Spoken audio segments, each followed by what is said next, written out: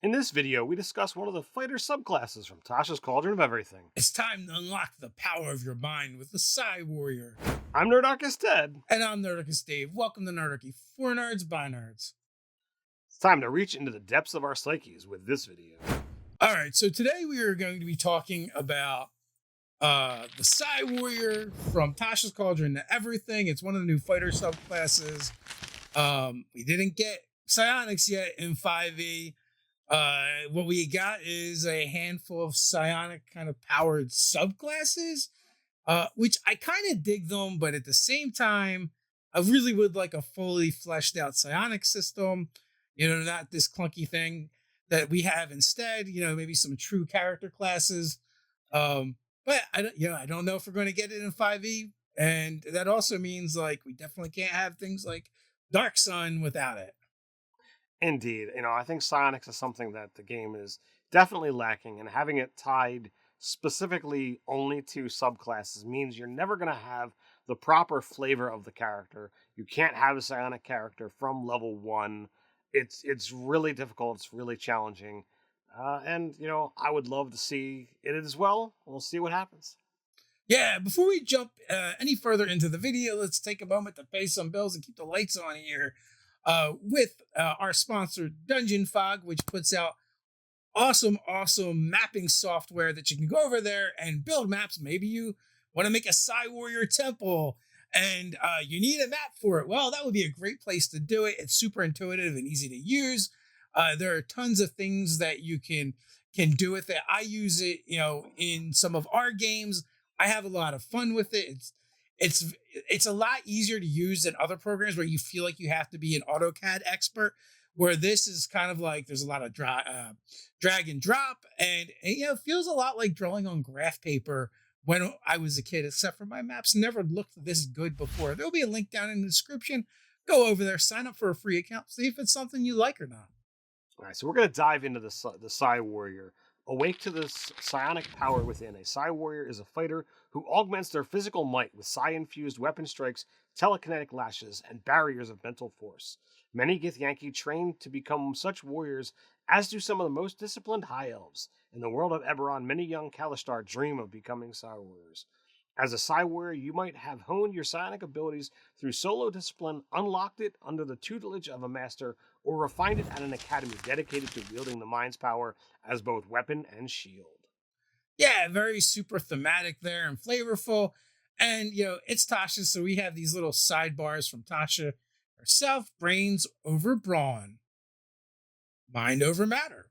These categories rightly answer, why not both? So let us know, do you want a full-on psionic system? Do you like how they're doing it piecemeal? What is your opinion? Do you like this subclass? Have you played it or not? Share your experiences down in the comments below with the Nerdarchy community. While you're down there, don't forget to do all those cool things like share, subscribe, even go ahead and attune to that notification bell. And a quick reminder, we drop Nerdarchy videos every Monday, Wednesday, and Friday. Come back to the channel, see what's new. So, with Psi Warrior, it is a fighter subclass, so we're going to get our first ability when you take this at 3rd level, Psionic Power. You harbor a wellspring of psionic energy within yourself. The energy is represented by your psionic energy dice, which are d6. You have a number of these dice equal to twice your proficiency bonus, and they fuel various psionic powers you have, which are detailed below. Some of your powers expand the psionic energy die they use, as specified in the powers description, and you can't use a power if it requires you to use a die when your dice are all expended. You regain all expended psionic energy dice when you finish a long rest. In addition, as a bonus action, you can regain 1 expended psionic energy die, but you can't do so until you finish a short or long rest. When you reach certain levels in this class, the size of your psionic energy die increases. At 5th, it goes to a d8, 11th, a d10, and 17th, a d12. And then it's got a whole assortment of abilities: Protective Field, Psionic Strike, and Telekinetic Movement. So Protective Field. When you or another creature you can see within 30 feet of you takes damage, you can use your reaction to expend 1 psionic energy die, roll the die, and reduce damage taken by the number rolled plus your intelligence modifier, minimum of 1, as you create a momentary shield of telekinetic force. Psionic Strike. You can propel Psionic Strike. You can propel your weapons with psionic force. Once on each of your turns, immediately after you hit a target within 30 feet of you with an attack and deal damage to it with a weapon, you can expend 1 psionic energy die, rolling it, and dealing force damage to the target equal to the number rolled plus your intelligence modifier. So telekinetic movement, you can move an object or a creature with your mind. As an action, you target one loose object that is large or smaller, or one willing creature other than yourself. If you can see the target and it is within 30 feet of you, you can move it up to 30 feet to an unoccupied space. You can see, alternatively, if it is a tiny object, you can move it to or from your hand. Either way, you can move the target horizontally, vertically, or both. Once you take this action, you can't do so again until you finish a short or long rest, unless you expend a psionic energy die to take it again. So what we're getting here essentially at third level is we get a defensive ability, offensive ability, and a utility ability. It's very cool. It very feels like, did you want to play a Jedi with Dungeons and Dragons? Take this subclass and you get to do it. I also like with the telekinetic movement, you get to do it at least once for free. Yeah, and this class is definitely a lot of fun. I got to see it in action as both a UA and then transitioned into the fully released version. My game over on Mini Traindom main, we had a Gith Yankee, Psi Warrior. Definitely a lot of fun. Check out the Dawnbringers over there if you want to, see some of this in action with yours truly. This greatly changed from the UA too. Oh, the UA had this really fun mechanic about rolling dice, and depending on what you rolled determined whether or not this ability would be expended or not, or if it would lessen into the point where you didn't have it until you refreshed it, which and you could also, if you rolled a certain way, I think you got them back. I really kind of liked that aspect of it, how it was kind of swingy, but maybe it was just too swingy for 5e. And as they play tested it more and more, maybe what they found was these abilities tended to not run out, especially if you were lucky with the dice. Yeah, it was either hit or miss. I think a lot of people were seeing the quick depletion where others were seeing that it stayed active. And since it is such a variable use ability, that doesn't fit and flow with the rest of the game. And, as much as I hate to say it, there are people out there who kind of bump the table or fudge dice rolls and be like, oh, my dice gained in size again. I don't know. I'll sit here by myself and shed a single tear for its loss. I thought it was innovative and fun. I completely agree with you. At 7th level, we get Telekinetic Adept. You have mastered new ways to use your telekinetic abilities detailed below. Psi-Powered Leap. As a bonus action, you can propel your body with your mind. You gain a fly speed equal to twice your walking speed until the end of the current turn. Once you take this bonus action, you can't do so again until you finish a short or long rest, unless you expend a psionic energy die to do it. And you also get telekinetic thrust. When you deal damage to a target with a psionic strike, you can force the target to make a strength saving throw against DC equal to 8 plus your proficiency bonus plus your intelligence modifier. If the save fails, you can knock the target prone or move it up to 10 feet in any direction horizontally. All right, so the Psi-Powered Leap, this is totally a crazy, Incredible Hulk type scenario. It takes a bonus action to use, gain a flying speed equal to twice your speed. So anything that's going to compound your increased movement speed is going to be incredibly useful for here. It also can couple with Action Surge. If you really, really need to get somewhere, you can be just like, all right, I use my movement, I use my action, I Action Surge and move again. So like if you've got somehow, the boots that have doubled your walking speed and then it gets doubled again. All right, so now my speed is 120. I just move 360 via leap style in 6 seconds. Or be a tabaxi. Or be a tabaxi. Or be a centaur wearing horseshoes of speed. Yeah, you can do some really crazy things with it. Also, you say Incredible Hulk, but again, I'm thinking Force Leap. Yeah. But both of them work. And I just was, looking at some of the ridiculousness that you see on screen in the movies. And while Force Leap can definitely, get useful, I think other than like the episode 1 jump, you don't really see those kind of massive distances that the Hulk covers. So, but both of them work.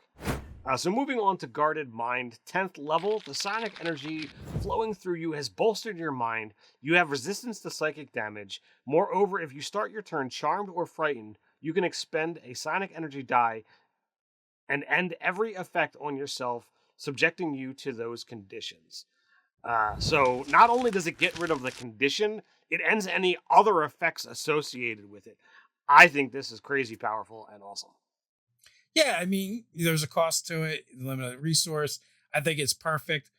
Resistance to psychic damage could be useful, but it's, it is not a really prevalent damage type. So I think this is a great death level ability. And why not? 15th level, Bulwark of Force. You can shield yourself and others with telekinetic force. As a bonus action, you choose creatures which can include you that you can see within 30 feet of you, up to a number of creatures equal to your intelligence modifier, minimum of one creature. Each of the chosen creatures is protected by half cover for 1 minute or until you're incapacitated. Once you take this bonus action, you can't do it again until you finish a long rest, unless you expend your psionic energy die to take it again. So again, we're seeing a lot of things with this particular subclass. One is we got a lot of uses for our bonus action where we use it to activate things. And then we're getting a lot of stuff that we get one use of, and then we can use our die to do it even more, which, I mean, I like that. I like the one freebie and then getting that, ability to do it again. And the other thing I would just say that's been just in Tasha's in general is all these things that just go, you know what? Your armor class doesn't go up, but you have half cover, and so do some of your friends. Like that mechanic, they're using it for a bunch of different things. And, we're only at fighter right now. I definitely dig this, and it's not like, you place a wall, an invisible barrier of force springs up around any of the allies of your choice. It's going to move with them for the course of this minute. It doesn't become a stationary thing. And essentially, because they have half cover, it doesn't matter from which direction things are coming. I love every aspect of this ability. As Dave says, it's adding not a bonus, but this barrier, which is unique, fun, flavorful. And then it continues to double down on that concept of you can do it once unless you want to expend a die. So if you just use your freebies and then use your dice as opposed to doing some of these other cool things to just rebuild these things, you can have a very fun and effective character that, yeah. So, want to finish it off, Ted? All right, Telekinetic Master, 18th level. Your ability to move characters and objects with your mind is matched by few. You can cast a telekinesis spell requiring no components, and your spellcasting ability for this spell is intelligence. On each of your turns, while you concentrate on the spell, including the turn in which you cast it, you can make one attack with a weapon as a bonus action. Once you cast the spell with this feature, you can't do so again until you finish a long rest, unless you expend a psionic energy die to cast it again. This is straight out of Jedi. I'm going to rip something off the wall and hurl it at my opponent. Totally matches up with what we see in the movies. I'll tell you what you won't be doing. You're not going to be raising that X-Wing with the telekinesis spell. No, you're not. So Yoda was way higher than 18th level, apparently. Well, he was a Jedi, not a Psi Knight, so. Yeah. Well, no, but it's also cool because as a bonus action, you're still attacking and you're using telekinesis every round, which there are definitely cool things you can do, like hold them and restrain them with your telekinesis while you and your buddies whack at them. Again, we get to use this over and over again. As long as we have dice, we get one free use. All in all, this is a solid subclass. And, now I just want to play it even more. I completely concur. The correlation to things in nerd culture definitely stand out here. There's so many different ways and styles to play this type of character. I don't know why you wouldn't want to play one. So definitely, check it out. Well, some people do hate psionics in their fantasy games. Some people suck too. But, whatever makes you happy in your game. If you are looking for more Tasha's Cauldron to everything, here is the Wildfire Druid. Check it out. And if you'd like to help Nerdarchy keep making videos like this one, why not head over to Patreon and support us there? As a thank you, you'll receive monthly 5e content for players and DMs alike, a chance to game with us, and more. So until next time, Stay nerdy.